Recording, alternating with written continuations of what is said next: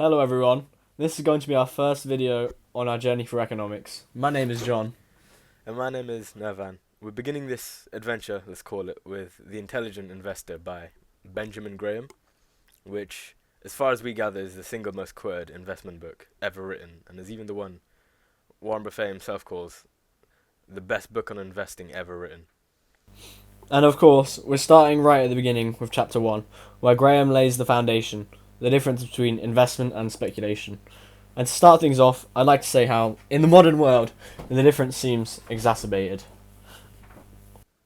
Yeah, I was going to say that, and it seems like everyone these days, irrespective of research, everyone's attempting to become rich from some meme stock, crypto, or algorithmic trading shenanigans. It's still somehow paralleling Graham's writing about today, even though the book is from the 1940s. It aged very well, I think. Anyways, we should start off with the distinction between investment and speculation, which is sort of the opening premise.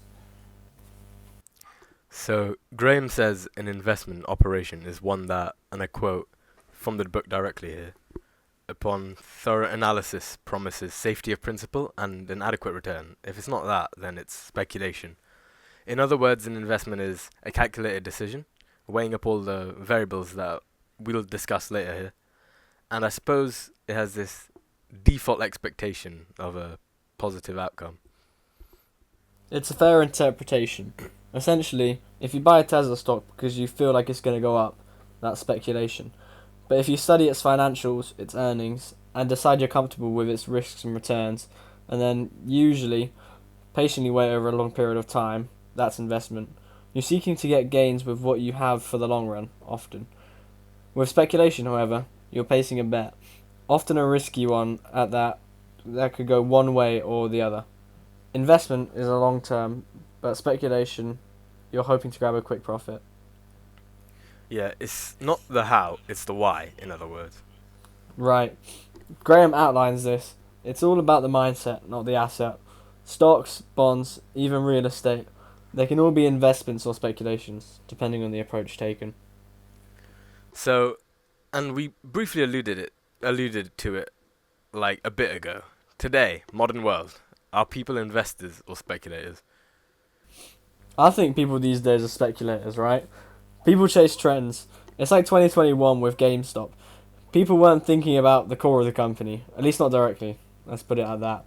It was all about the hype, and that was enough for them to get swept up into the frenzy that is stocks. Yeah, there's many examples, but with this one, we can look at how the price skyrocketed over 1,700% in just 2 weeks back in January 2021. Not because the business changed, but because of a collective mood swing. That's what Graham labels as the crowd effect, emotion driving prices. It isn't really heeding the warning that he gives in chapter 1. The real danger isn't the market, it's us, as most things in this world tend to be. Yeah, quite unsurprising, really. Also taken directly from the book, it is the investor's chief problem, and even his worst enemy, is likely to be himself. I think it's quite the relief to a certain extent. He's saying you don't need to beat the market, just intelligently navigate through your own impulses, which of course is probably easier said than done. Graham loved his examples, so we're now going to take a trip down history. We can think of the dot-com bubble in the late 1990s. People poured billions into internet companies with no profits, just hype, word of mouth, and herd mentality, I suppose. Yeah. Between 1995 and 2000, the Nasdaq rose over 400%. Then it crashed nearly 78% by 2002. That's brutal. It exemplifies Graham's message, you know. When you buy something just because everyone else is, you're not investing, you're gambling. You aren't thinking of much. If it was so easy, we'd have a lot of millionaires.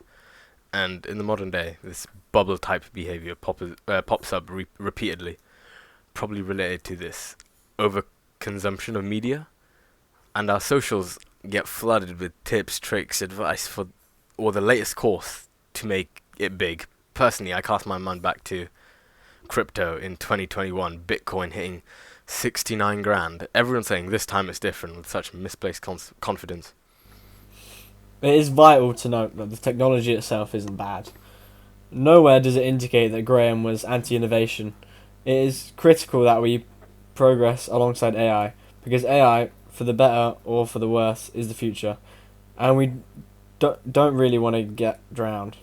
The mindset that prices only go up, on the other hand, can stay in the past. It all goes back to this same point that assets aren't the problem, it's psychology. Until you realise you're kind of walking in circles here. So, the crux of this matter, at least as far as chapter 1 goes, is what makes an intelligent investor.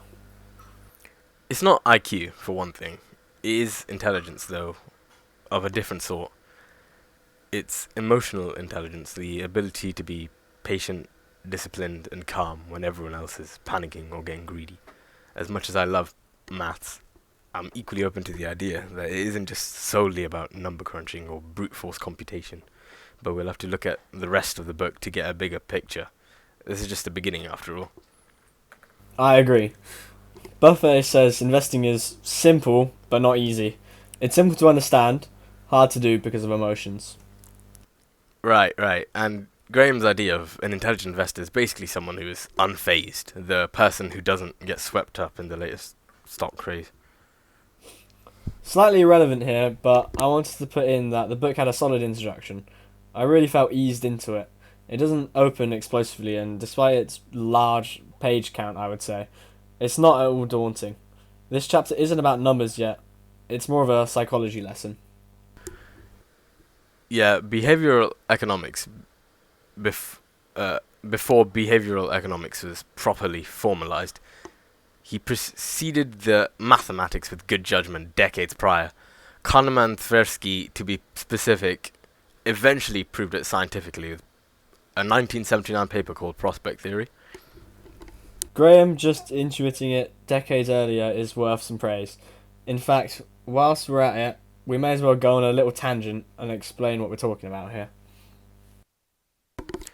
I did want to do this. I do find this one of the more interesting parts relating to the psychology of budding and experienced economists. So prospect theory, right?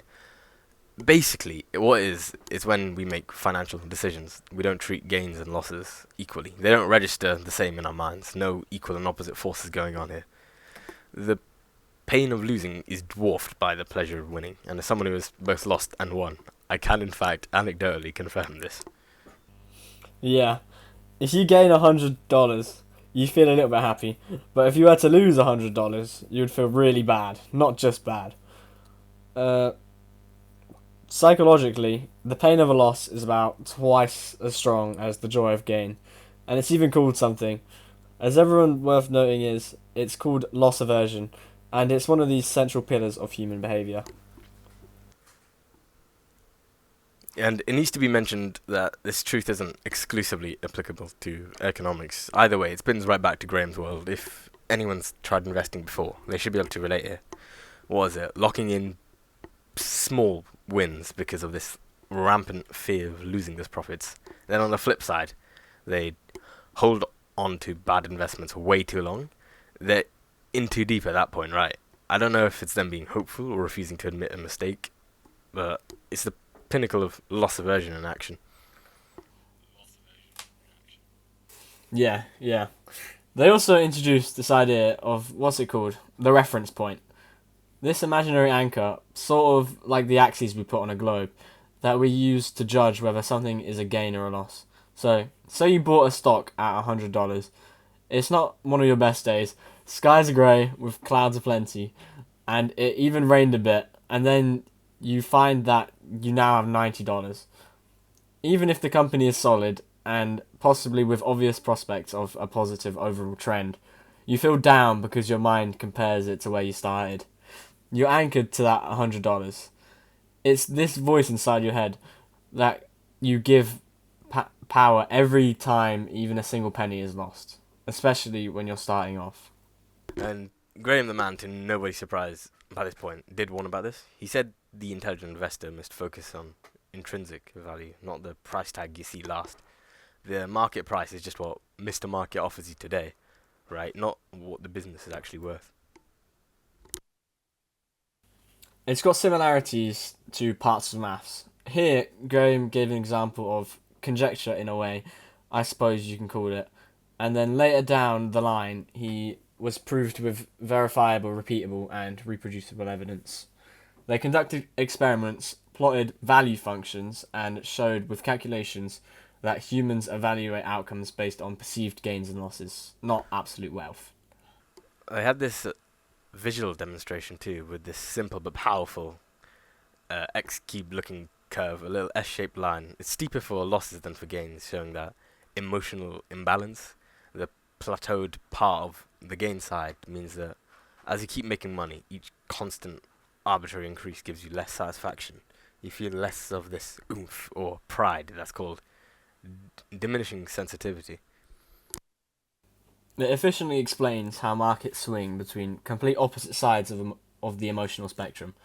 People chase gains when they're up, but when they're down, fear plagues them, and they sell at the worst possible time. Yeah, so when Graham said the investor's worst enemy is himself, he was basically summarizing prospect theory a quarter of a century early. Totally. And I think most of this can be summed up by this idea that the intelligent investor doesn't just analyze companies, they analyze their own behavior.